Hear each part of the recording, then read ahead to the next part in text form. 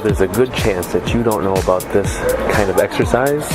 And I say that not because I'm presumptuous, but only because I didn't know about this kind of exercise until recently. And it's not so much an exercise as it is more a movement. See, a lot of people when we train in the gyms, when we try to get our fitness in, whether it be barbells, dumbbells, kettlebells, ultimate sandbags, most people stay in their comfort zones. They stay in their boxes. And they do the exercises, the movements that they feel comfortable doing in basically one plane of motion. Meaning they don't really move much while they're exercising. And so it's time to kind of be able to do what life demands and be able to move accordingly. So the movement I'm talking about today is very pivotal. It's a bad pun, but it is. We're going to talk about pivoting, going into a rotational movement. Unfortunately, the one thing I do see a lot of people doing is when they try to do a twisting exercise, they move more from their waist.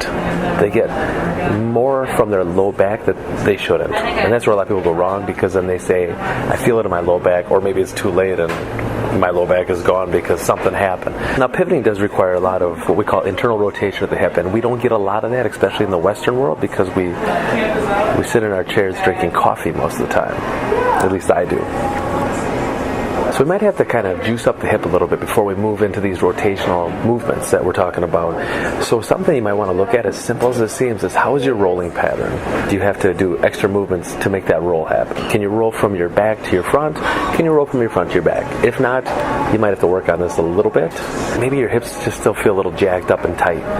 So we go into some alternating side sits. Maybe we move it up into a tall split kneeling with a little rotation at the top, just to get that extra stretch, to help that internal rotation with your hip.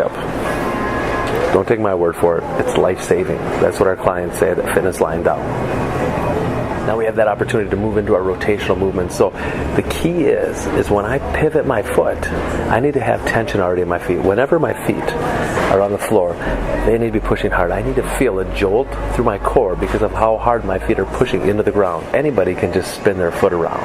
But can you really drive and drill your body into the floor by making that pivot happen?